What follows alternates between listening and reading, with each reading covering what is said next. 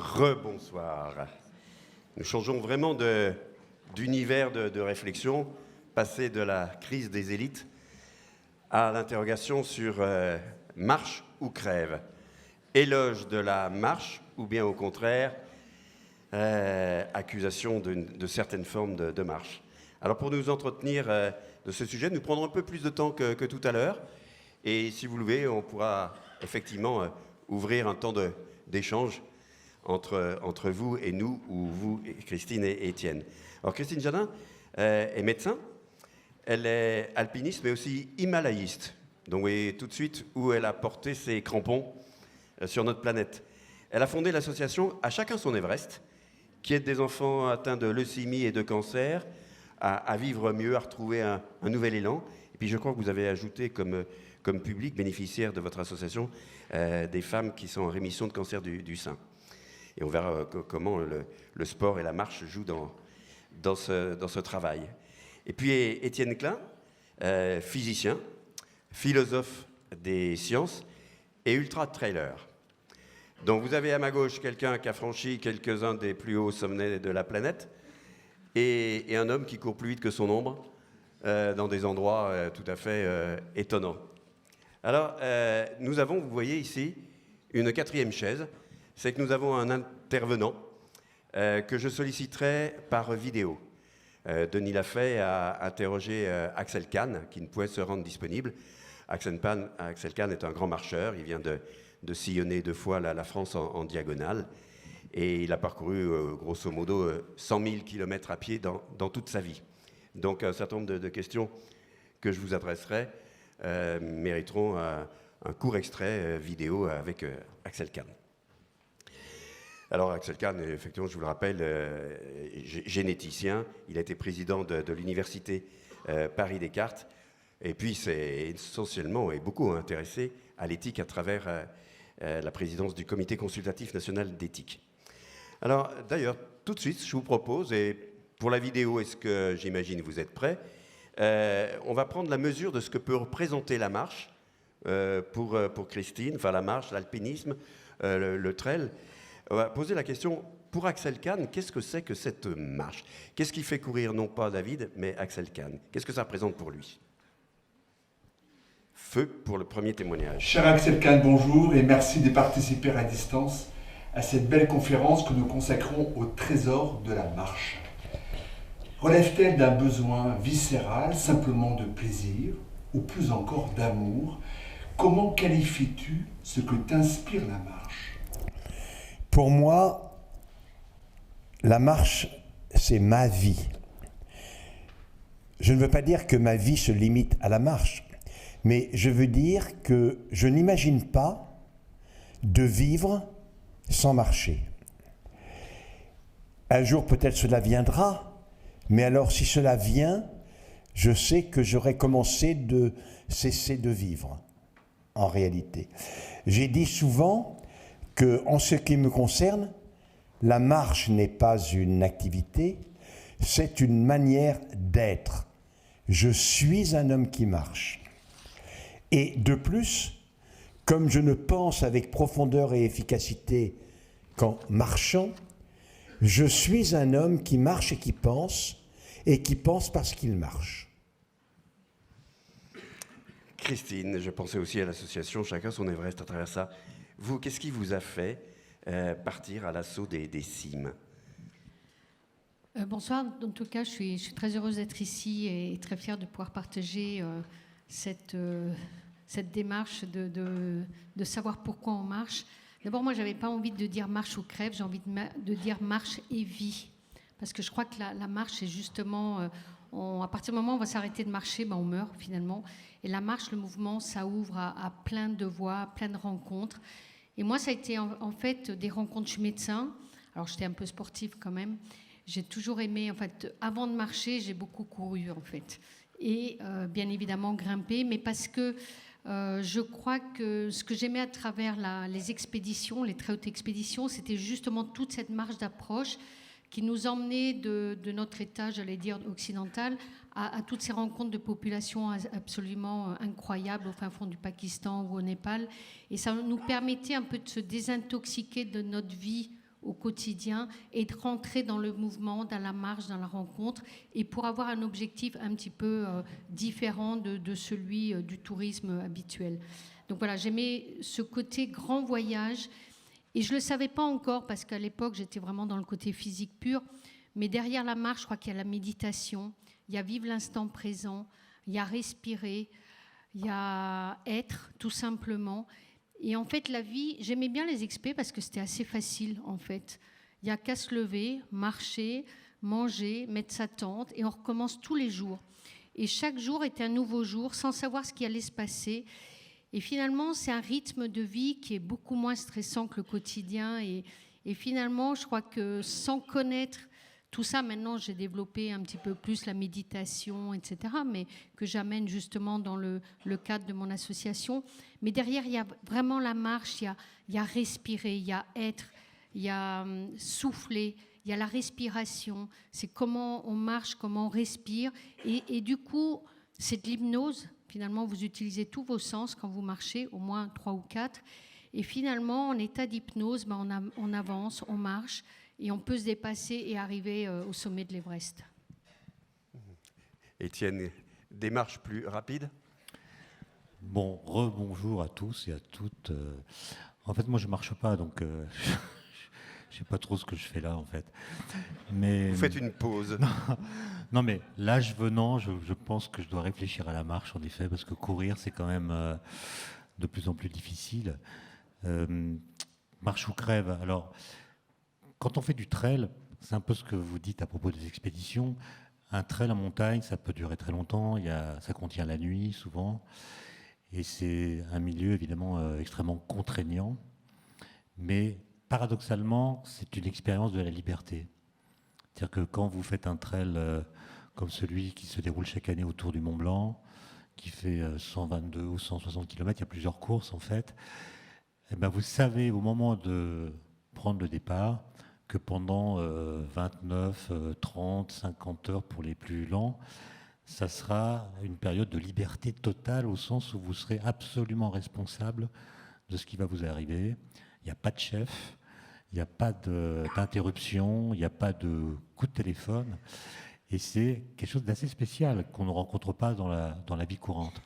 Maintenant, depuis que ce sport s'est diversifié, a presque remplacé les courses sur route dans un pays comme la France. Il y a beaucoup plus de trails que de courses sur route aujourd'hui. On voit que ça devient presque un phénomène de société qui est accompagné d'un discours qui pousse à la performance, comme si quelqu'un qui n'aurait pas fait un trail avant l'âge de 50 ans serait l'équivalent de celui qui n'a pas encore acheté de Rolex. Et ça, je trouve que c'est pas très bien, au point que certains investissent dans ces projets une énergie psychique incroyable qui va déterminer toute leur vie professionnelle, affective, familiale, comme si ça devenait le but d'une vie et corrodait toutes les autres activités de la vie humaine. Et d'ailleurs, j'ai appris il n'y a pas très longtemps que l'OMS, l'Organisation mondiale de la santé, vient de décréter l'apparition d'une nouvelle maladie mentale qui s'appelle la bigorexie. Alors, bigorexie, c'est un drôle d'alliage. Big, c'est grand, orexie, c'est l'appétit. Mais en l'occurrence, ce n'est pas l'appétit pour les aliments, c'est l'appétit pour le mouvement. L'orexie, c'est le mouvement, le déplacement, etc. Et ça conduit à cette sorte de maladie mentale contre laquelle, paraît-il, et c'est pour ça qu'elle est déclarée à l'OMS, il existe des médicaments. Mais on va venir sur les formes de la dérive. Voilà, à mon avis, il y avait une autre maladie mentale, ou plutôt une maladie tout court, à mettre en premier, qui est la smallorexie. C'est le fait de rester sur son canapé. Alors, justement, pour vous, quel a été le déclic de la course ? Qu'est-ce qui vous a donné envie de courir ? Pour quelqu'un qui effectivement marche, on se dit, mais pourquoi il court tout le temps, là ? Quel est le ressort ? C'est une longue histoire. Moi, j'ai commencé la course à pied à l'âge de 20 ans parce que j'avais une maladie et des globules blancs qui se collaient sur les veines. Et j'avais une image mécanique de mon corps et je me suis dit, si je secoue mon corps, ça va décoller les globules blancs. Bon, voilà. Et c'est là que j'ai vu que j'avais quelque chose. Vous êtes physicien, je crois ? Oui. Ouais. Ça, voilà, je me suis mis à courir. C'était le moment où commençaient les marathons. Donc j'ai fait des marathons, ensuite j'ai découvert l'alpinisme, un peu par hasard. Et la course en montagne, c'est simplement la synthèse entre la course à pied et l'alpinisme. Et l'ultra-trail est une discipline dont je n'avais jamais entendu parler. Simplement, j'étais en montagne avec un ami guide à Chamonix. On avait passé 8 jours là-haut, sans du tout avoir de contact avec la vallée. Et quand on est redescendu, c'était le dernier week-end d'août, on a vu qu'il y avait un grand attroupement à Chamonix. Et on s'est dirigé vers l'église où cet attroupement était concentré. Et on a vu arriver un monsieur plutôt âgé, en petite foulée. J'interroge les gens autour de moi qui me disent il vient de courir 166 km, il a gravi 11 000 mètres de dénivelé, et il a 58 ans, et il a fait ça en 21 heures. C'est agaçant. Et en fait, dans la foule, il y a des gens qui pleuraient. Voilà, qui pleuraient. Et j'ai trouvé ça absolument magnifique. Pourquoi est-ce qu'ils pleuraient? C'est une grande question, mais ça provoque une sorte d'émotion. Et après, je suis resté à voir tous les autres arrivants. Le deuxième est arrivé 1h30 plus tard, puis d'autres arrivent la nuit, etc. Et il y a quelque chose d'assez magnifique qui est que tous ces gens qui arrivent sont beaux. Voilà. Alors pourquoi ils sont beaux? Alors parce que c'est pas forcément une beauté qui vient d'eux-mêmes, mais le fait de savoir ce par quoi ils sont passés, le fait de voir que leur corps n'est pas le corps idéal pour faire ce genre d'exercice, ça me semble être une illustration de ce que disait Spinoza dans l'Éthique. Il y a un chapitre qui s'appelle « Que peut le corps ?»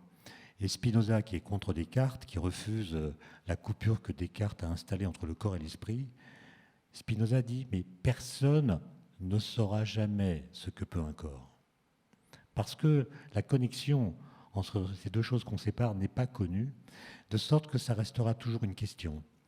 Et Deleuze, quand il commande Spinoza, et cette phrase que je vais dire prend tout son sens quand vous regardez non pas les Jeux Olympiques, mais les Jeux Paralympiques. Par exemple, ceux de Londres, je me souviens en 2012, on a vu un Fidjien dont une jambe était coupée tout en haut, donc pas de prothèse possible, qui faisait du saut en hauteur. Et ce monsieur arrive avec des béquilles sur une jambe, pose ses béquilles, regarde la barre qui est à 1,76 m avec un regard chargé de haine, et sans prendre d'élan, sur une simple impulsion, il franchit en ventral 1,76 m. Sans élan donc. Combien il y a de bipèdes capables de franchir 1,76 m sans élan? Avec élan, pas beaucoup non plus. Ça veut dire que la phrase de Deleuze qui est « ce que peut ton corps, ça n'est pas ce qu'il peut en tant que corps, mais c'est ce que tu peux, toi. » Et c'est ça que je trouve intéressant dans l'alpinisme, l'imaïalisme, le trail, etc., c'est qu'on peut tout à fait faire des trucs que son propre corps ne peut pas faire. Vous avez parlé tout à l'heure de méditation, de sorte de rendez-vous avec vous-même. Je voudrais donner la parole une fois encore à Axel Kahn. On lui pose la question, qu'allez-vous chercher dans ces si longues marches? On parle souvent de la marche comme une quête. Donc le deuxième extrait, s'il vous plaît, d'Axel Kahn. Je suis heureux. Et l'une des sources de cela, incontestablement, c'est que la marche est un accès privilégié au bonheur. Et il ne faut pas être choqué par ce que je dis, car tu pourrais immédiatement me rétorquer, mais écoute Axel, tu as comme ça des phrases toutes faites esthétisantes d'un bobo parisien.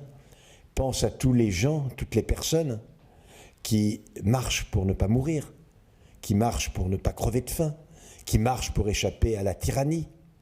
Est-ce qu'ils sont en quête de bonheur? Eh bien oui, évidemment, justement. Ils sont en quête de bonheur. Ils sont en quête d'un bonheur possible. Le malheur évident exclut le bonheur. Et s'ils se mettent en marche, c'est eux aussi pour essayer de trouver le bonheur. La marche ne permet pas de trouver toujours le bonheur. Mais dans tous les cas, dans toutes les conditions, il y a peu de moyens plus assurés pour le rencontrer. Oui, c'est cette phrase sur la beauté de cette personne et de ses larmes qui me faisait penser, avant d'avoir cette vidéo. Qu'est-ce que ça évoque pour vous? Moi, je voudrais déjà revenir sur 2-3 thèmes d'Étienne. C'est déjà la marche, maintenant c'est prouvé que ça aide à guérir. Et qu'en même temps, la marche, pour rejoindre aussi ce que disait Axel, c'est que tout le monde peut y arriver. Il y a besoin de mettre un pied devant l'autre, chacun trouver son rythme. Et petit à petit, effectivement, ça amène un certain bien-être.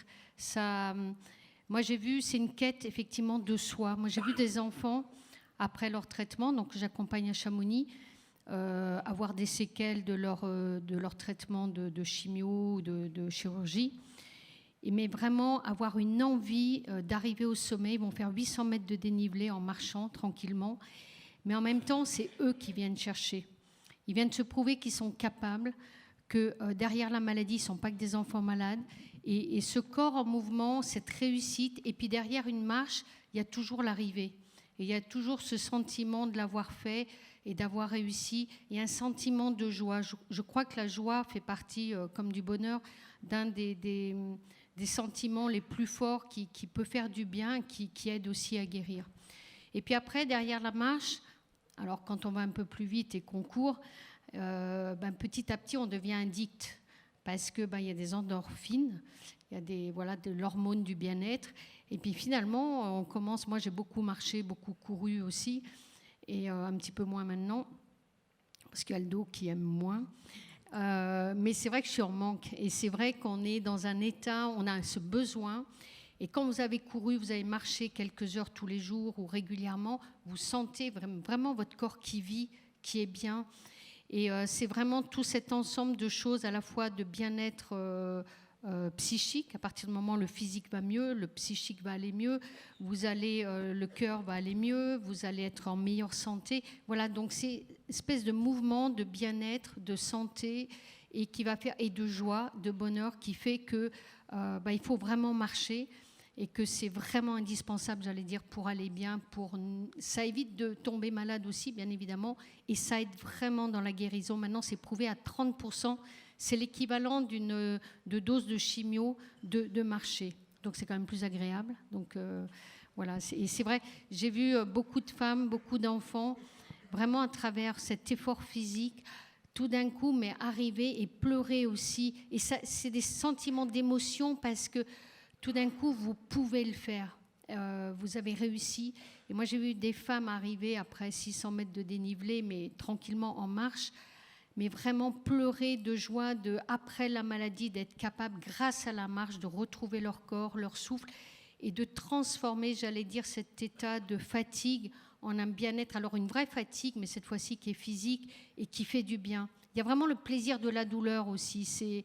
On se fait mal, mais un moment quand c'est géré et qu'on sait pourquoi, on est capable vraiment de se dépasser, d'aller jusqu'au bout. Et je l'ai vraiment vécu, j'ai fait 1000 kilomètres, c'était au pôle Nord, alors là il y avait le froid en plus, où tous les jours on faisait une dizaine de marches sans s'arrêter. Alors c'était en ski, un ski de rando, mais c'était vraiment de la marche. Et même des fois, on marchait sur place parce que la banquise, elle reculait. Donc là, vous marchez, mais vous faites 0 km quand c'est pas -2, -3. Et on tient, et on tient. Et ce sentiment toujours d'avancer parce que vous avez aussi l'objectif, il est très important. Pourquoi on marche? Pour aller se prouver, pour réussir, pour se dépasser, pour se prouver aussi qu'on est en vie. Et voilà, il y a tout un sentiment, mais très simple, de choses, mais très fortes et très émotionnelles qui vont toucher le cœur et qui font que ça fait du bien, quoi. Puisque vous avez franchi un certain nombre de sommets, est-ce que vous avez des moments effectivement de plénitude totale? Peut-être qu'on pourrait avoir la même chose dans les Monts du Lyonnais, hein, mais est-ce que dans tout ce que vous avez fait dans vos escapades, vos expéditions, est-ce que vous avez à l'esprit des moments de bonheur absolu? Vous étiez en rendez-vous avec vous-même ou avec l'univers? Il y a des moments comme ça qui émergent? Tout à fait. J'ai vraiment senti sur les derniers mètres de l'Everest, entre 7000 et 8848, où j'ai vraiment senti, vous savez, dans la marche, il y a des jours où vous êtes bien, vous volez, tout est facile parce que le mental, il est bien, parce que vous êtes là au jour J, que vous êtes en forme, que la météo est bonne. Et j'ai vraiment senti ce moment où vous êtes sublimé. Ça monte, ça marche, vous êtes en phase, vous respirez bien. C'est comme si vous étiez appelé, mais c'est énorme. c'est de l'ordre de la... Et on rentre dans la spiritualité. Je pense que la marche nous amène aussi vers une sorte de spiritualité parce que il y a une sorte de magie de tout ça et je l'ai vraiment senti, oui. Et c'est très, très puissant. Ces moments j'allais dire, de complétude, ces moments d'être totalement soi-même en accord, on peut le vivre en courant? Bon, on ne court pas très vite, hein. Quand on fait de la Non, mais rando, oui. qu'on a un sac et qu'on vous voit passer. Disons, c'est un peu comme ce que vous dites à propos d'une espèce d'alignement des planètes. Quand tout va bien, on se sent bien, on n'a pas mal. Et puis, quand on a mal, on apprend des choses dans le trail. C'est-à-dire, on a toujours l'impression, quand on n'est pas pratiquant de ce genre d'exercice, que l'effort qui provoque la douleur, s'il est continué, va augmenter la douleur. Et on abandonne quand on se dit, tiens, le genou fait mal, et si je continue, je vais perdre mon genou, donc j'abandonne. Et ça, c'est une erreur de raisonnement. C'est-à-dire que le corps est capable, à partir d'un effort qui produit une douleur, en continuant l'effort, de produire les analgésiques qui font que la douleur va disparaître. Autrement dit, on peut avoir mal, puis ne plus avoir mal, alors même qu'on a continué de faire la même chose. Et donc, la marche longue ou la course, ça permet de mépriser ce qu'on pourrait appeler l'hystérie du corps. C'est-à-dire, le corps, il ne comprend pas vraiment ce dans quoi il est embarqué. Et il faut lui dire, écoute, je ne peux pas vraiment t'expliquer le projet, suis-moi si tu m'aimes, et on verra à la fin. Et à la fin, il se passe des trucs que les médecins d'ailleurs sont en train d'étudier. C'est-à-dire qu'ils voient très bien que les trailers qui font des courses très très longues sont dans un état physique après qui n'est pas celui des marathoniens. Les marathoniens, ils se mettent dans le rouge, ils font de l'acide lactique, ils sont à fond, ils jouent le chrono, alors que le trailer, il est toujours en deçà pour éviter justement de devoir abandonner. Et pendant la nuit ou pendant les fins de course, le cerveau produit toutes sortes de substances qui intéressent. Il y a des endorphines, mais pas seulement, il y a des analgésiques, je l'ai dit, il y a des euphorisants, et puis il y a du cinéma intérieur. La nuit, on a des hallucinations parce qu'on a besoin de distraction. Et le cerveau, il pourvoit. D'où l'idée qu'en fait, au lieu de dire que c'est un nouveau sport pour les cadres en mal d'effort physique, de considérer qu'en fait, ce n'est pas du tout un nouveau sport, c'est précisément ce pourquoi nous sommes faits et ce qui a fait que l'espèce humaine l'a emporté sur les autres espèces animales. On sait maintenant que Néandertal, par exemple, il chassait autour de son camp sur un territoire de 100 km de diamètre. Donc les gens faisaient un ultra-trail pour aller chasser et ils le faisaient régulièrement. Et en plus, notre colonne vertébrale est en S, nous avons des glandes sudoripares, donc nous pouvons évacuer la chaleur. Et il n'existe aucune espèce animale qui soit plus endurante que nous. Et si on se donne de la distance, on bat n'importe quelle espèce, les antilopes et toutes les autres. Au point d'ailleurs que dans certaines tribus africaines ou d'Amérique du Sud, on pratique la chasse par épuisement, sans armes. On court après les bestioles et on attend qu'elles s'effondrent, de fatigue. Donc il faut savoir en profiter. On est fait pour ça.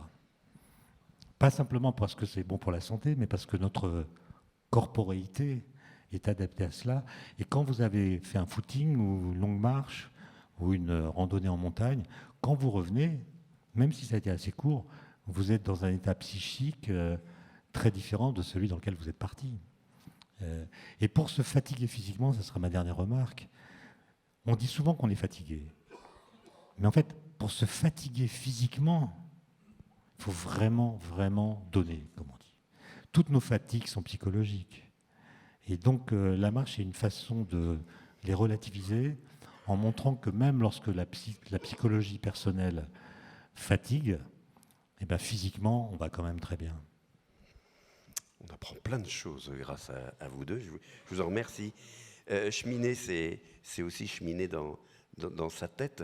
J'imagine que vous aviez dû refaire X fois le monde à travers des marches. Tiens, j'aurais pas dû faire comme ça la prochaine fois et tout.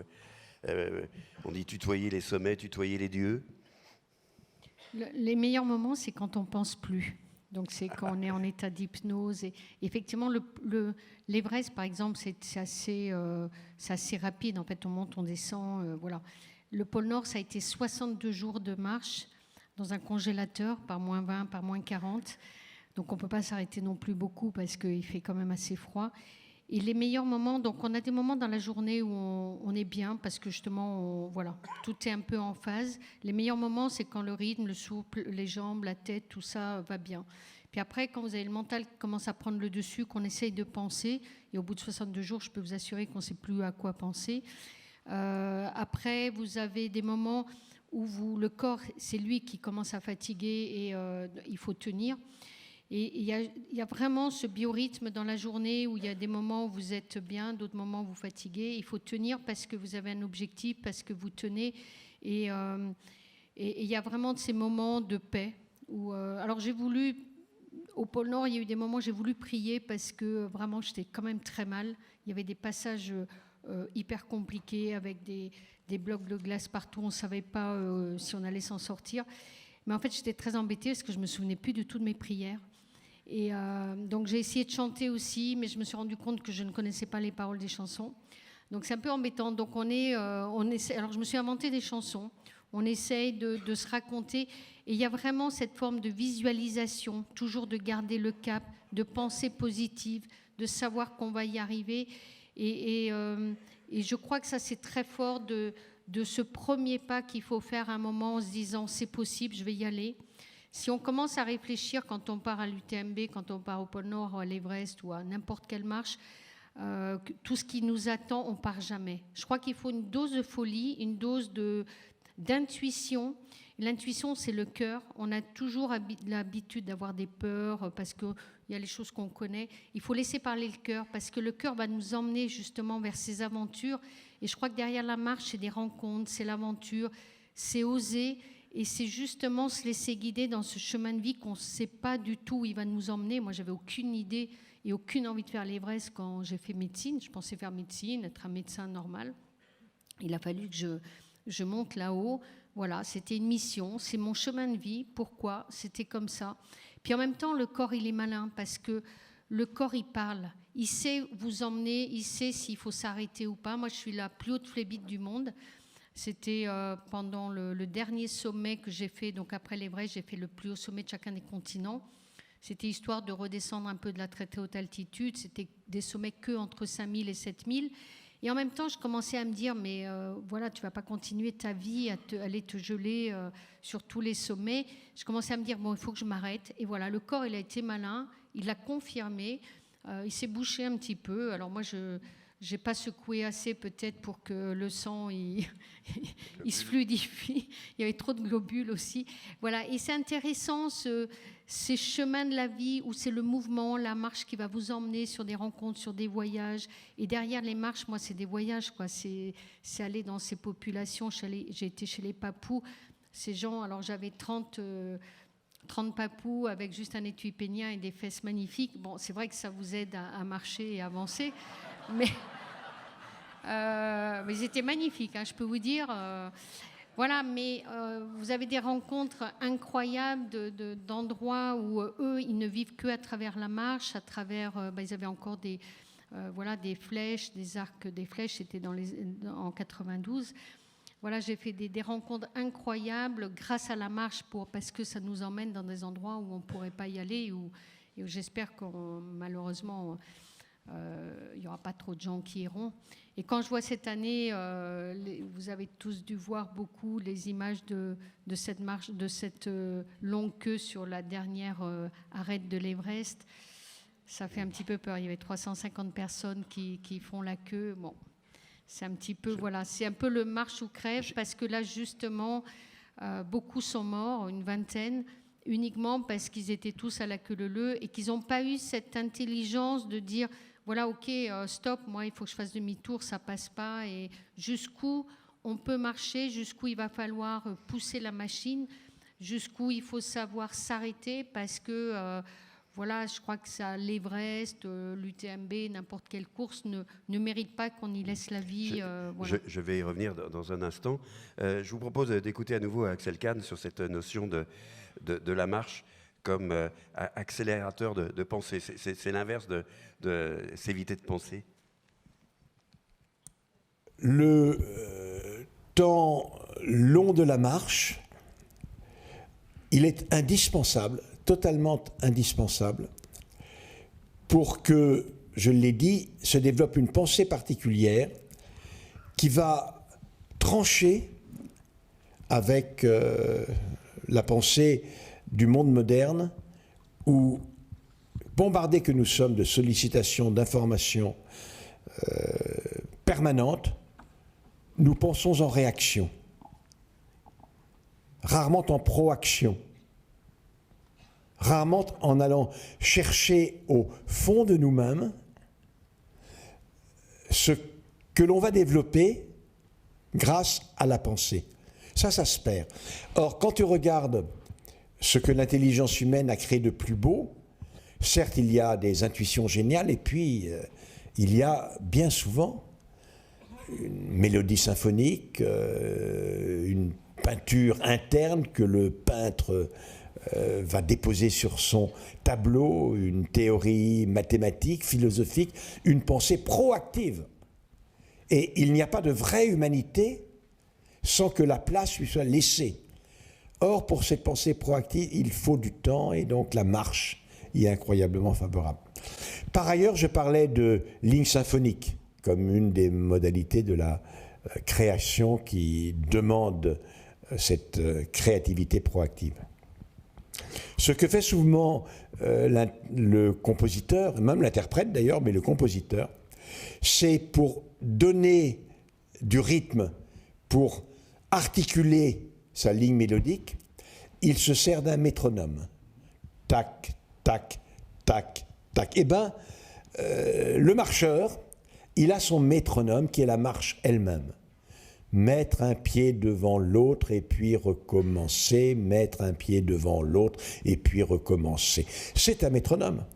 Et la pensée s'articule autour de ce métronome. C'est l'une des raisons pour lesquelles la marche est tellement propice à l'épanouissement et à la structuration de la pensée. Votre réaction et votre partage, c'est ça, j'imagine au pôle Nord, mais peut-être aussi en courant, notamment peut-être la nuit. Alors Flaubert disait qu'on ne peut avoir de bonnes idées qu'en étant assis, et Nietzsche disait l'inverse, on ne peut avoir de bonnes idées qu'en marchant. Et si on fait la synthèse des deux points de vue, alors c'est plutôt le vélo qu'il faut pratiquer que la marche, parce qu'on avance en même temps qu'on est assis. Bravo. Donc je pense qu'on devrait plutôt parler du vélo. Le vélo, c'est très efficace pour avoir des idées, à condition d'être dans un endroit où on ne doit pas être concentré sur la circulation, auquel cas on peut s'extraire de l'environnement pour se laisser aller au fait de pédaler, à regarder le paysage. Le lien entre la marche et la pensée, alors je sais que beaucoup de gens ont travaillé là-dessus, il y a même un livre de Guillaume Leblanc, qui est un philosophe marcheur, qui s'intitule Méditation physique, dans lequel il explore la corrélation qu'il voit entre le fait de marcher et le fait d'avoir des idées. Moi, je suis désolé, je ne suis pas compétent sur ces questions, donc je ne peux parler que de petites anecdotes personnelles. Mais il y a quelques années, je me souviens, je devais faire tous les jeudis matins une chronique sur France Culture de 7 minutes. Il fallait que je trouve un sujet qui n'était pas forcément en relation avec l'actualité, mais je stressais beaucoup parce que j'avais peur de ne pas trouver de sujet. Et puis, j'ai découvert qu'en allant courir, le samedi matin, 1 heure, 2 heures, sans du tout avoir l'intention de trouver un sujet, quand je revenais, j'avais le sujet. Alors que je n'y avais pas vraiment pensé.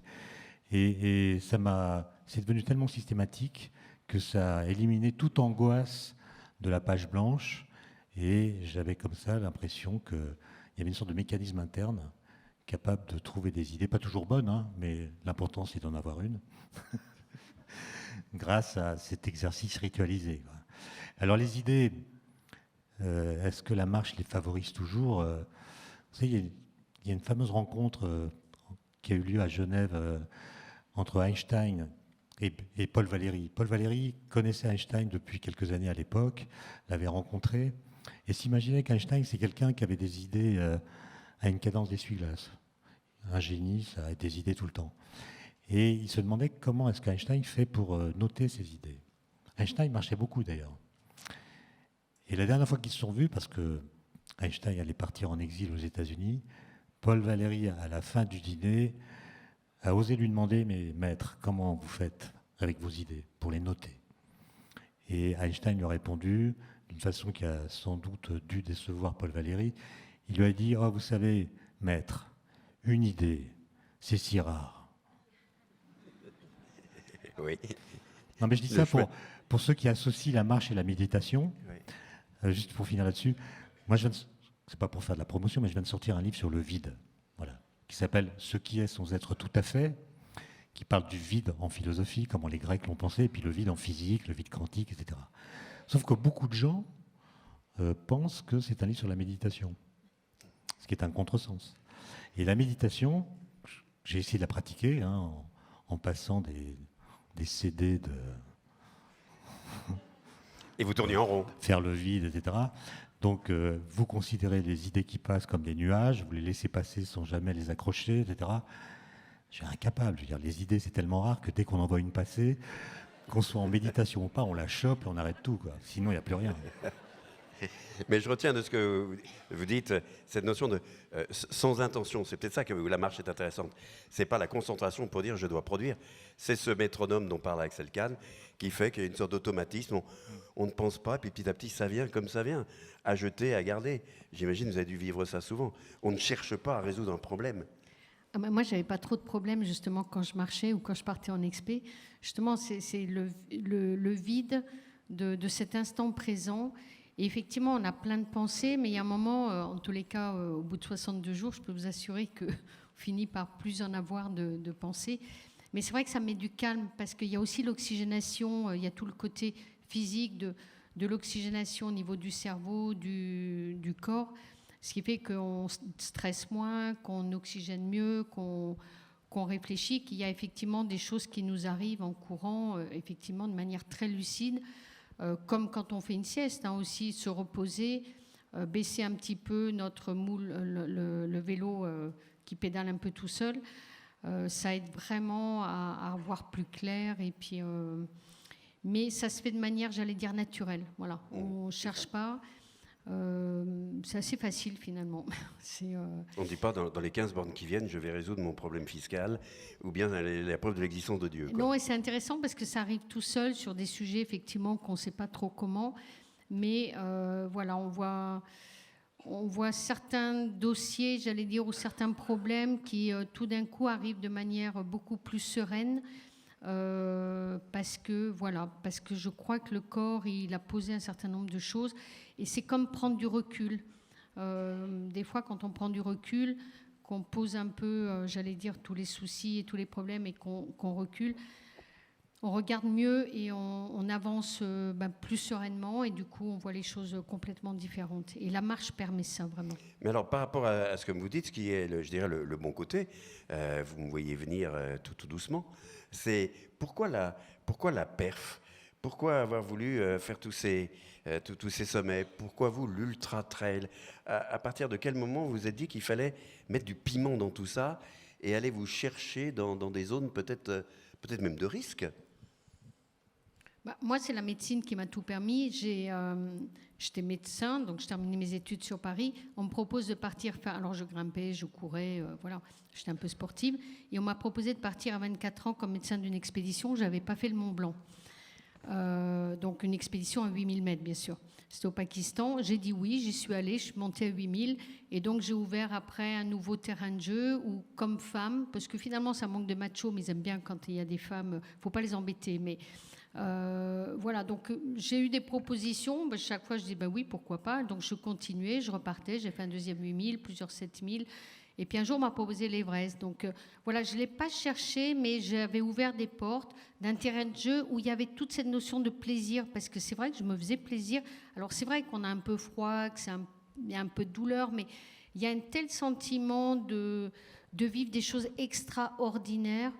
D'avoir cette chance d'être dans des endroits qui sont quand même assez magiques, que finalement on est dopé par... Alors c'est vrai que je suis repartie plusieurs fois, surtout au pôle Nord, où j'ai écrit sur mon petit carnet de notes, surtout tu arrêtes tes bêtises, tu ne retournes pas, c'est vraiment trop douloureux, c'est trop dur, parce que quand on revient, on oublie, après un UTMB où il en a bavé pendant beaucoup d'heures, on est tellement fiers et on est tellement portés par cette magie d'avoir réussi, d'être allé jusqu'au bout, qu'on oublie tout de suite les moments difficiles Et c'est ça qui est extraordinaire dans l'être humain, même dans la maladie. Finalement, moi j'ai beaucoup d'enfants, de femmes qui vont être dopées par toutes les belles rencontres, par toutes les belles choses de la vie, à travers les difficultés, à travers la maladie, et qui vont petit à petit oublier toutes les étapes extrêmement difficiles qu'ils ont vécues parce que on est sublimé par les choses, d'avoir gagné, d'avoir été jusqu'au bout. Et c'est un peu comme ça que finalement, on repart, on continue. Moi, j'étais dans un mode où je me faisais plaisir. C'était pas l'Everest à tout prix. J'étais libre d'échouer. J'avais un métier. Ça s'est fait à un moment. Pourquoi ? Parce que je sais pas. C'était peut-être ma mission pour que je le développe et en fasse quelque chose après. Et j'aime bien cette idée aussi de la transformation. Il y a un moment, je crois que le corps, il m'a dit stop parce que c'est un monde, en tous les cas de la très haute altitude, où il faut savoir s'arrêter. Moi, tous ceux de ma génération, il y en a beaucoup qui sont morts, et des très grands, Bégin, Boivin, Chamoux, Escoffier, Chantal Mauduit, etc., des gens extrêmement forts et compétents. Parce qu'il y a un moment, vous jouez et il faut, la balle est là, il faut savoir s'arrêter. Donc j'ai eu la chance ton éthique de la marche, ou plutôt ton rapport éthique, ton exercice. Ah oui. Il n'est pas d'accord.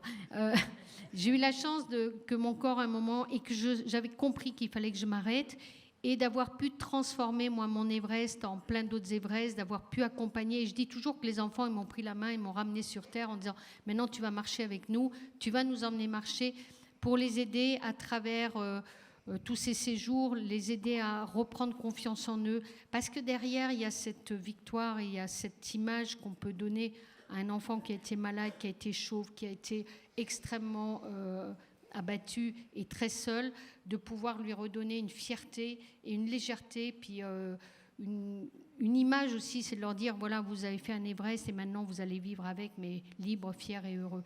Et donc je crois que la marche, c'est un moyen de rencontre, d'oser, d'aventure, qui va vous emmener, ce que je vous disais tout à l'heure, vivre des choses qu'on n'imagine pas. Mais pour autant, vous avez cité aussi ces personnes qui sont mortes, je dirais, d'une très belle mort, puisqu'elles sont mortes de leur passion.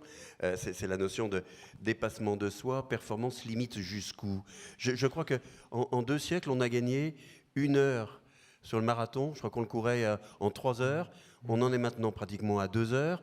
On peut quand même pas imaginer que dans 2 siècles, on va encore gagner 1 autre heure. Alors, d'abord, un petit mot sur les gens qui meurent en montagne. À Chamonix, c'est la seule chose que je n'aime pas à Chamonix. C'est ce qu'on raconte de ceux qui meurent en montagne, notamment des jeunes. Ils sont morts de leur passion, comme si ça relativisait la mort. Et là, il y a un côté dans la vallée que je trouve, de ce point de vue-là, assez morbide, comme s'il fallait recouvrir ça d'un voile pudique. Moi, mon guide, depuis que je fais de la montagne, s'appelle Bruno Martin, il a 55 ans. Dans sa promotion de l'ENSA, ils étaient 42, il n'y en a plus que 19 qui sont vivants. Donc, il faut avoir ça en tête. Maintenant, sur les performances, moi, je n'ai pas pratiqué la montagne de très haut niveau comme vous. Je fais de l'alpinisme classique, des belles courses qui ont des belles histoires. J'aime bien gravir des montagnes dont la première ascension a été narrée par des récits qui m'ont inspiré depuis toujours. Mais les performances, justement, je ne sais pas si vous connaissez les travaux de Jean-François Toussaint, qui est un médecin qui dirige l'Institut du sport et qui utilise le big data pour comprendre certaines choses. Et il a démontré 2 choses. La première, c'est que le sport de haut niveau augmente l'espérance de vie de ceux qui le pratiquent. Alors, je ne veux pas dire que le fait de faire du sport de haut niveau augmente l'espérance de vie. Mais quand on regarde l'espérance de vie des sportifs de haut niveau, quel que soit le sport, on s'aperçoit qu'elle est de 7 ans plus élevée que la moyenne. Alors, l'étude a été faite en prenant tous les coureurs du Tour de France depuis 1945 et tous les sélections olympiques français, tous sports confondus.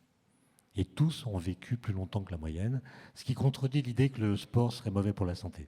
Ça ne veut pas dire que la pratique du sport de haut niveau soit bonne pour la santé. Peut-être que ces gens ont des très bonnes santé qui font à la fois qu'ils sont des champions et en même temps qu'ils peuvent vivre longtemps. Lentement, c'est une corrélation, ce n'est pas une causalité. Mais l'autre chose qu'il a démontré, qui répond un peu à votre question, c'est la saturation et même le déclin des performances sportives. C'est-à-dire que l'humanité semble être arrivée à son maximum sur plusieurs paramètres, l'espérance de vie, la taille, et puis les records. En athlétisme, les records ne sont plus battus, sauf cas exceptionnel. Même le Peut-être moins de dopage ne dopage. suffit plus. Même la science de l'entraînement, qui est bien plus raffinée aujourd'hui qu'elle était il y a 30 ans, ne permet pas d'améliorer les records. Et donc là, il y a une sorte de saturation qu'il a observée aussi sur les courses de lévrier, puisque les Anglais faisaient des courses de lévrier au XIXe siècle. Et là aussi, on voit une saturation des performances. Donc la grande question, c'est que va-t-il advenir du sport dès lors que tous les records ne pourront plus être battus? Est-ce que l'intérêt va être conservé? Le plaisir. Ou est-ce que c'est simplement le plaisir de la participation qui va doper l'audience? Enfin, doper, c'est un mot mal choisi, mais... Alors, vous parliez effectivement des risques, vous avez parlé tout à l'heure d'addiction, de tout ce que le corps produit. Vous en avez été témoin. Je vous propose aussi de voir l'aspect environnemental qui peut-être vous a par moments vous choqué dans certains coins de la planète. Pareil, je vais donner la parole à Axel Kahn. Qu'est-ce qu'il a vu parfois dans ces grandes randonnées?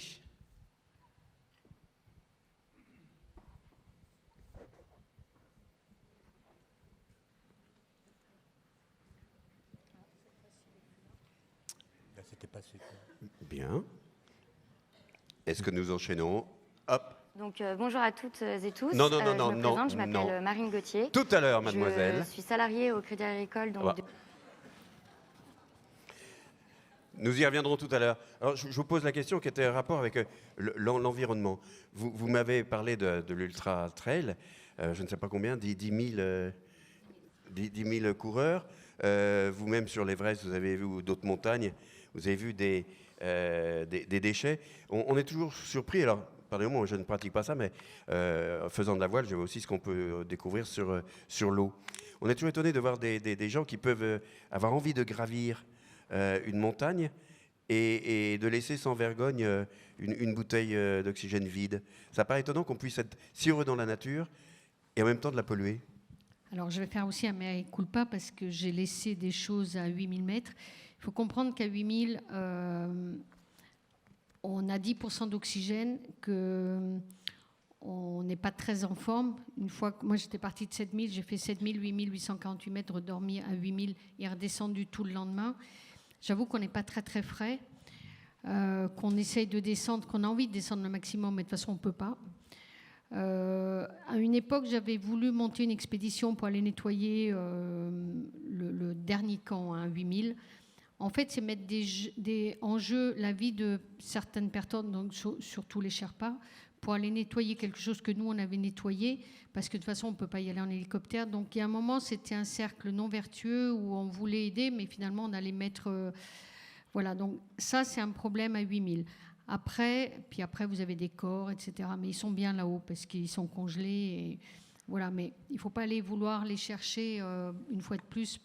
Ça devient compliqué. Après, de plus en plus, sur les camps inférieurs, il y a vraiment eu des choses mises en place par les gouvernements, par même maintenant les expéditions, je pense, font de plus en plus attention pour qu'il y ait de moins en moins de déchets. Et il y a des taxes qui sont données aux différentes... expéditions, si jamais ils laissent des bouteilles d'oxygène, etc., qu'ils ne les ramènent pas. Je crois que là, il y a une prise de conscience. Alors, il y a nous, en tant qu'alpinistes, où on a essayé de ramener le maximum de choses, mais on n'a pas toujours certainement très bien fait. Et puis, il y a des pays comme ça où ils sont tellement dans une survie que l'environnement, ce n'est pas leur problème, quoi. Ils n'ont déjà pas de quoi manger. Ils vont là-bas, c'est pour un travail. Ils essayent des porteurs, des locaux, dans les villages et tout. L'environnement, ils vivent dans des conditions tellement extrêmement difficiles que c'est pas leur sujet, quoi. Donc c'est vrai qu'il faut leur amener une prise de conscience, de bien-être par rapport à ça, mais voilà, il faut... N'est-ce pas gênant par moment d'être l'occidental qui peut s'offrir cette expédition et qui est rendue possible par des gens qui vivent dans des conditions pareilles? Oui et non. En même temps, le tourisme au Népal, en tous les cas au Népal, c'est leur outil principal pour vivre, ce qui va donner à vivre à des Sherpas, des porteurs, au risque des fois au péril de leur vie. Voilà, tout ça, c'est encore un autre débat, mais tout dépend toujours comment c'est fait, si c'est fait par respect. Eux, ils sont fiers, ils sont heureux de nous accompagner. C'est vraiment des gens avec qui on a des attaches. Moi, je n'étais pas retournée après l'Everest pendant 20 ans au Népal parce que je ne voulais pas y aller en tant que simple touriste trekkeuse. Maintenant, tous les ans, j'y vais. J'ai monté aussi une association là-bas pour aider après le tremblement de terre à reconstruire des maisons, parraine des enfants. Donc je vais vraiment à la rencontre de ces gens-là. Mais ils sont tellement heureux, ils ont besoin de nous. Parce que si on les abandonne, si on n'y va plus, ils n'ont plus de métier. Ils n'ont plus de quoi vivre. Donc voilà, il faut trouver, par contre, il faut le faire bien, en respect de ce qu'ils sont, de l'être humain, de leur amener des conditions de travail correctes, avec des vêtements. Alors moi, je fais partir des tonnes de vêtements et des chaussures de marche aussi là-bas. Mais voilà, donc tout est fait. Mais il faut continuer à y aller, parce que sinon, ils n'ont même plus ce travail-là. Merci de nous donner cet éclairage. Il faut trouver un équilibre juste, mais les respecter, bien sûr, dans ce qu'ils sont. Et puis, mais ils sont trop fiers de nous aider. Et franchement, c'est des gens, il faut aller au Népal, c'est des gens qui ont un cœur très généreux et qui sont des vrais frères, qui deviennent des frères, quoi, des amis, voilà. Alors, il y a un autre aspect, vous êtes un peu là-dedans, il y a une sorte de business du sport. Je crois que l'Ultra Trail du Mont Blanc, c'est devenu une marque qui exporte. Il y avait le Dakar autrefois, et bien maintenant il y a aussi une entreprise, Prosper. Comment est-ce qu'on peut voir? Parce que derrière il y a des sponsors, tout événement a besoin de contributeurs, on le sait, mais ce business, quand on voit 10 000 personnes qui partent, qui sont équipées, qui payent, ce n'est pas gênant aussi, tu entends, de se dire je fais partie d'une grosse machine logistique? Disons qu'au début, c'était la 13e édition cette année, au tout début c'était vraiment une aventure de montagnard, il y avait très peu d'assistance.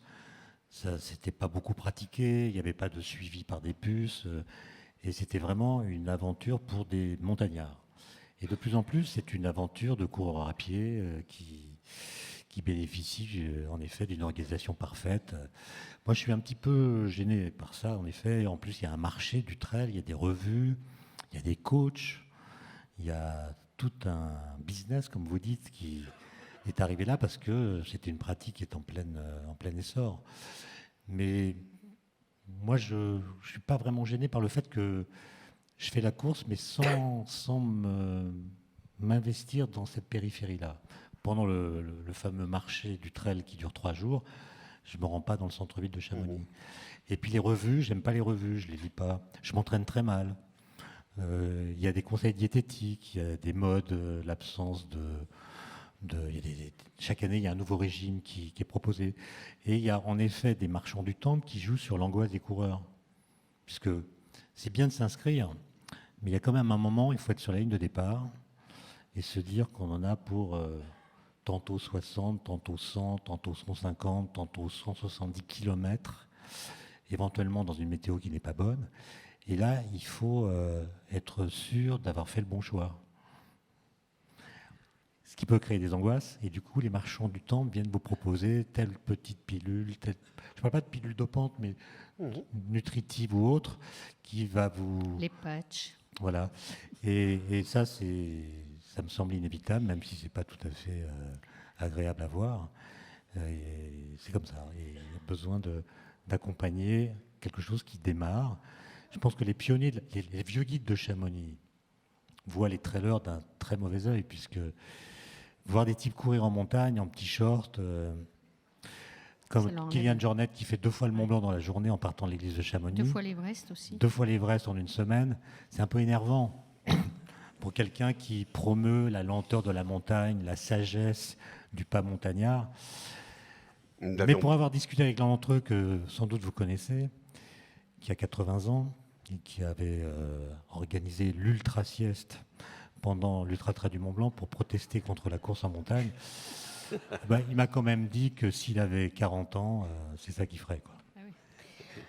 En même temps, nous, on a à l'Ultra Trail, ils ont mis en place des dossards solidaires, il y en a 150, je crois, où vous avez des coureurs qui peuvent payer un peu plus cher, donc 2 000 € de plus quand même, au lieu de 500, pour une cause. Donc nous, on a une trentaine, alors ils nous ont limité à 30 parce que je rappelais un peu tous les coureurs, parce qu'il y avait l'image de l'Everest. Et l'UTMB, c'est quand même l'Everest des trails. Et on a donc des coureurs qui vont courir pour une cause et qui vont... Donc nous, on essaye de les faire rencontrer nos enfants ou l'endroit où on accueille les femmes et les enfants. Et c'est vrai que donner un sens à sa course, à sa marche, quand vous avez un objectif autre qu'uniquement soi, alors ça sublime encore plus et ça démultiplie cette envie d'aller jusqu'au bout et ça aide vraiment à partager, j'allais dire, cette souffrance, à savoir, moi j'ai choisi de me faire mal, de marcher, de réussir, mais pour d'autres qui, eux, n'ont pas choisi d'avoir mal.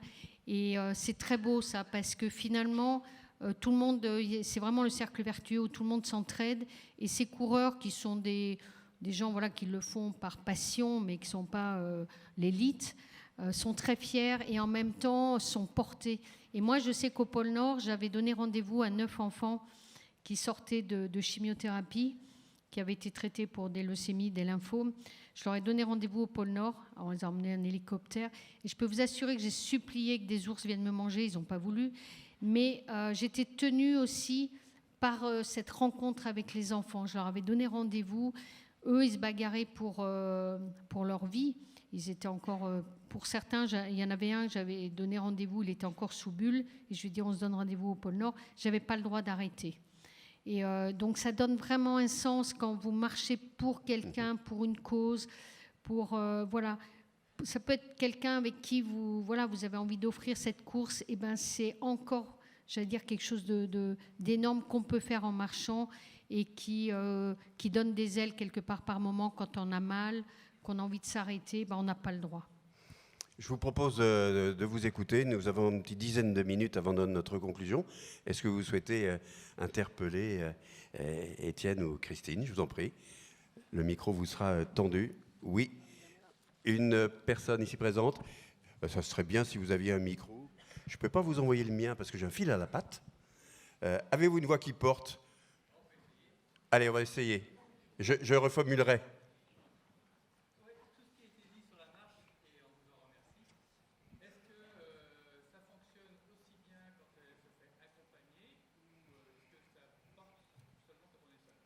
Est-ce que tout ce que nous avons entendu sur la marche fonctionne aussi bien quand on est accompagné ou quand on est seul? Oui. Moi, souvent, on peut être accompagné seul. D'être accompagné, vous avez l'autre qui est là, Moi, ça m'est arrivé avec Pascal Tournaire, avec qui j'étais à l'Everest. On était ensemble, on n'était pas encordés. Et en fait, on s'entraidait. C'est-à-dire que lui va bien, donc moi, je vais bien. Et on continue. Donc, il y a une espèce de regard qui nous suffit pour se parler. Et avec mon russe, avec lequel j'ai fait le pôle Nord, l'avantage c'est que je parlais pas russe et lui pas anglais, pas français, donc on ne s'est pas engueulé déjà. Mais vous avez ce lien qui est très fort d'être deux. Donc des fois c'est vraiment très important même d'être deux parce que seul des fois on pourrait abandonner. Mais l'autre est là pour vous entraider. Alors en même temps on est seul, c'est-à-dire que chacun marche pour soi, avec soi. Mais il y a l'autre qui stimule et qui peut aider. Et en course, moi j'adore ça, c'est que quand j'avais quelqu'un, à l'époque j'aimais courir, j'étais un peu compétitrice, quand j'avais quelqu'un devant moi où je voulais pas me faire dépasser, ça donne des ailes aussi. Donc je crois que toujours pareil, le groupe peut être vraiment porteur de dépassement. Étienne, sur la même question. Moi je distinguerais l'expérience de la cordée. Une cordée, évidemment, on est au moins deux. C'est une relation très spéciale, la cordée. Une sorte d'aventure fraternelle, mais comme je suis toujours parti avec le même guide, on se connaît par cœur et on peut se comprendre sans se parler, simplement par la tension de la corde, par des signes implicites. C'est très spécial. Maintenant, la randonnée ou la course, je ne sais pas trop quoi vous dire, parce que moi je suis incapable de m'adapter à un autre rythme que le rythme propre de la marche. Chacun, il y a un rythme qui est lié à son état psychique, à la difficulté du terrain, et on ne peut pas marcher autrement qu'à son rythme. Et donc si la personne avec laquelle on est n'est pas dans le même rythme, ça ne va pas. Ce n'est pas une promenade. Il y a une sorte de feu intérieur qui pousse, ou bien de fatigue qui ralentit, mais on ne peut pas moduler, il n'y a pas d'accélérateur, il n'y a pas de frein, on doit marcher à son rythme, et si la personne avec laquelle on est n'est pas dans le même tempo, les distances se creusent. Une autre question, s'il vous plaît, si vous le souhaitez. Cette fois, nous avons un micro. Eh bien, je vous propose... Oui, oui. Je vous propose un autre regard, si c'est possible d'ailleurs, Steven, nous envoyer la question de la jeune femme qui est apparue à l'écran tout à l'heure de manière inopinée. Est-ce possible? Et je fais référence à ce que vous disiez sur les rencontres, sur les paysages traversés. Donc, bonjour à toutes et tous. Je me présente, je m'appelle Marine Gauthier. Je suis salariée au Crédit Agricole donc, depuis presque 6 ans. Je suis rentrée au Crédit Agricole parce que j'étais en adéquation avec les valeurs du mutualisme, du développement du territoire. Et donc, j'aimerais vous poser comme question, qu'est-ce que vous avez pu percevoir des territoires, la diversité, la vitalité lors de vos randonnées? Voilà, donc vous avez parlé du Népal, de la beauté des hommes. Bon, c'est une bonne question. Moi, ce que j'allais dire n'est pas très intéressant. Moi, j'ai marché au Népal, j'ai marché dans le désert du Hogar, j'ai marché un peu partout, au pôle Nord, enfin au Spitzberg plutôt. Et bien, évidemment, il y a des paysages très surprenants, c'est une banalité de le dire. Vous les voyez menacés maintenant? Ah oui, mais même la montagne, enfin, on voit les glaciers, il y a des enterrements de glaciers, vous savez, maintenant. Il y en a eu un la semaine dernière en Suisse. Un enterrement de glaciers? Des obsèques de glaciers, oui. Des gens montent habillés en noir, il y a une cérémonie pour dire, voilà, le glacier qui était là est mort, et on organise une cérémonie qui est une célébration de ce qu'il a été. Et on sait très bien, moi je travaille au CEA où, comme vous le savez peut-être, on fait beaucoup de climatologie, et on a fait tourner tous les ordinateurs à notre disposition pendant des mois pour faire une simulation du climat. Et ce qu'on prévoit pour le XXIe siècle, s'agissant des glaciers ou des océans, c'est quand même une espèce de catastrophe. Donc on est sensible à ça, et je pense que la montagne, quand on la voit chaque année, évolue d'une façon qui nous alerte. Je pense que maintenant on ne peut plus traverser le pôle Nord comme je l'ai fait, ou alors en bateau, mais ça ne tiendrait pas, la banquise n'est plus assez solide. Il y a un autre test, vous prenez les 100 belles courses de Rébuffat, dans le Mont Blanc, 100 courses, et il y en a beaucoup qu'on ne peut plus faire. À cause de l'élévation des températures, la glace qui maintient les roches fond, donc il y a des chutes de pierres. Et, par exemple, cet été, il y a beaucoup de gens, de guides notamment, qui sont morts à cause de chutes de pierres. Et on ne peut plus quasiment grimper à partir du début du mois d'août. Alors, un autre regard sur les territoires, je vous propose, ça sera notre dernière rencontre avec Axel Kahn. Pour la régie, s'il vous plaît, le dernier témoignage sur les territoires traversés. Cette double traversée de l'Hexagone t'a confronté aussi à la réalité économique, sociale, humaine de la France. Tu as vu une France davantage dévastée par les désastres qu'éclairée par les bonnes fortunes. Tu as vu ce qu'est le sentiment d'abandon éprouvé dans les territoires meurtris par la crise ou délaissés par les services publics. Tu as vu les dégâts irréversibles de la désindustrialisation. Tu as été sensible, toi qui es médecin, aux inégalités d'accès aux soins. Tu as vu finalement cette France des fractures, et tu as donc vu ces Français qui, 4 ans plus tard, se sont habillés de gilets jaunes pour faire entendre leur voix et pour faire entendre ce cri de l'abandon. Qu'en reste-t-il aujourd'hui? Oh, un sentiment très fort reste de cela. Parce que le diagnostic de ce désastre m'a amené dès mai 2013, donc dans les premières semaines, des 3 semaines après mon départ, après avoir parcouru le désastre industriel des Ardennes, de la Marne, de la Bourgogne, qui sera suivi par celui de la Loire, celui de Decazeville, etc. J'ai traversé des territoires qui ne sont pas les campagnes, la ruralité est dans une situation différente, on ne peut pas du tout mélanger. Des territoires qui jadis avaient connu une vraie prospérité, une certaine prospérité, en tout cas de quoi faire vivre les personnes, par des usines, des manufactures, et où depuis 30 à 40 ans, progressivement, tout avait disparu. Dans ces territoires, les populations, jadis de 15, 20 000 personnes, étaient réduites à 5 à 6 000 personnes. Le chômage total, catégorie A, supérieur à 22-24%. Les gens vivant grâce à des minima sociaux dépassaient les 50 et atteignaient les 70%. Ces gens qui connaissaient depuis des générations, génération après génération, ces désastres, s'étaient persuadés que le pire était certain. Quand l'on est persuadé que le pire est certain, cela n'incite pas à se mobiliser pour quoi que ce soit, puisque ça ne sert à rien, vu que le pire est certain. Donc cela entraîne une très profonde désocialisation. Il n'y a plus de vie syndicale, il n'y a plus de vie associative. C'est chacun pour soi, dans sa famille, avec les copains, des petits groupes, en fait. La certitude que le pire est certain amène à ne plus prêter aucune attention à tous ceux qui vous expliquent la difficulté du moment par l'objectivité des contraintes, des réalités, de la concurrence économique, mondiale, européenne, etc.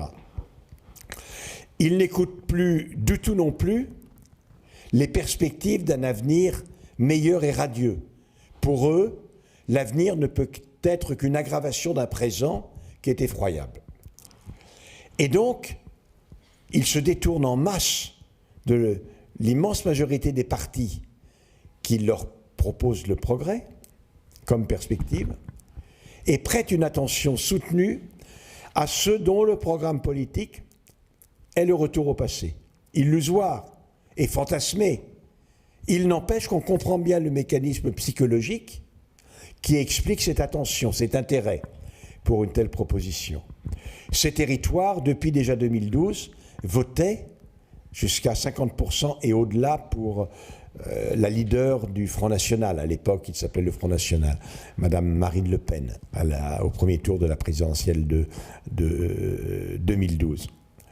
Et considérant cela, j'ai parlé de populations en sécession d'un discours raisonnable. Et j'ai été tellement effaré, inquiet, un peu désespéré, quand, quittant Conques, les merveilles de Conques, je suis arrivé à Decazeville, j'étais totalement désespéré, totalement. Que je suis allé voir le président de la République de l'époque pour lui conter ce que j'avais vu et pour lui dire que si on n'y prenait pas garde, alors des pans entiers de la population française étaient prêts à faire sécession. Alors, au risque de plomber un peu l'ambiance en ce lundi et après-midi, j'ai pensé que c'était intéressant d'aborder cet aspect que vous avez soulevé, la marche comme formidable rencontre de population. Il m'arrive quelquefois de me dire à moto, tiens, je devrais garer la moto 5 km avant le village et rentrer dans le village à pied. Peut-être qu'il se passe des choses qu'on voit autrement. Alors encore une fois, ce n'est pas ce que vous faites dans les expéditions, mais il y a une marche aussi qui permet incroyablement de s'arrêter au bistrot du coin, de discuter. Enfin, cette notion de la marche comme un moyen extraordinaire d'aborder son prochain, l'inconnu. Oui, je crois que, bon, là, il y a no comment sur ce qui vient d'être dit, mais je pense que si tout le monde s'arrêtait un peu, si tout le monde marchait, on pourrait échanger. Je crois que ce qui s'est passé en Algérie, toutes ces marches dans la paix, en échange, était très fort comme message. Je pense que derrière la marche, on pourrait envisager la paix, envisager de reprendre des liens, mais malheureusement, ça casse un peu trop. Mais ouais, non, il y a... Je sais pas comment on peut... Enfin, c'est vrai qu'il faudrait pouvoir leur redonner espoir et leur redonner des objectifs de vie. Et je crois que la jeune génération, quand même, par contre, moi, je suis un peu moins désespérée parce que je pense que les jeunes ont pris conscience de ça. On le voit dans le covoiturage, on le voit dans leur mode de vie, ils sont beaucoup plus sensibles à l'environnement, à la façon de manger. Voilà, donc j'espère que la jeune génération va ne pas être trop désespérée de ce qui les attend, de ces années un peu difficiles, et se mettre en marche tranquillement vers, pour nous aider à transformer ce qu'on a quand même abîmé et à retrouver, j'allais dire, un élan de vie et des objectifs de vie, j'allais dire, un peu meilleurs, un peu plus doux et certainement plus en paix en tous les cas. Alors, ce que Axel Kahn dit de certains territoires me fait penser à un proverbe dont je ne sais plus s'il est tchétchène ou albanais, qui disait ceci: notre passé fut misérable, notre présent est atroce, mais heureusement, nous n'avons pas d'avenir. Non, c'est juste pour plonger Joli un peu contre-pied, plus. oui. Bon. Simplement, je pense que vous connaissez ce livre de Sylvain Tesson qui s'appelle Chemin Noir. Sylvain Tesson, qui a fait beaucoup d'alpinisme, avait une maladie mentale qui est la stagophilie, c'est-à-dire qu'il ne pouvait pas s'empêcher d'escalader les parois des immeubles, pas immeubles, ou bien Notre-Dame. Et puis un jour, ça s'est mal passé, il est tombé de 3 étages, il a été paralysé pendant un certain temps, coma, etc. Et il a fait sa rééducation en traversant la France, en suivant ce qu'on appelle les chemins noirs, qui sont les chemins sur les cartes IGN qui ne sont pas entretenus, contrairement aux chemins rouges. Et évidemment, il a raconté ça dans un livre magnifique que je vous recommande. Et il a vu, décrit des choses qu'on ne peut absolument pas voir quand on traverse la France en voiture.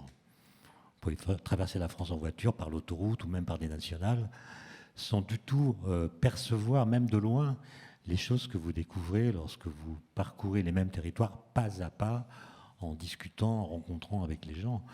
La même chose peut être dite d'un alpiniste qui s'appelle Lionel Daudet, que sans doute vous connaissez. Lionel Daudet fait beaucoup d'alpinisme, mais quand il avait 25 ans, il a été pris dans la face nord de l'Eiger en hivernal. Il s'en est tiré, mais il a perdu beaucoup de pieds, enfin, je veux dire des morceaux de pieds. Et il a fait tout seul le tour de la France exact. C'est-à-dire, il a fait le tour de France en suivant au mètre près la frontière. Et quand vous voyez par où passe la frontière dans les Pyrénées ou bien dans les Alpes, vous voyez que c'est un sacré truc, qui lui a demandé 6 mois. Et il a vu des choses qui l'ont fait méditer sur la notion de frontière. Et quand on lit les 2 livres, celui de Sylvain Tesson et celui de Lionel Daudet, on a un rapport au territoire, une connaissance du territoire que même les géographes ou les sociologues n'ont pas toujours. Vraiment, je vous confirme l'intérêt de ces 2 livres. Celui de l'homme qui marchait pas à pas sur le pointillé de la frontière, c'est stupéfiant. Merci beaucoup de nous avoir fait cheminer comme ça. On apprend énormément de choses et très pratiques et aussi qui nous font travailler dans la tête et dans le cœur. Grand merci. Merci à vous. Christine, Merci. vous-même.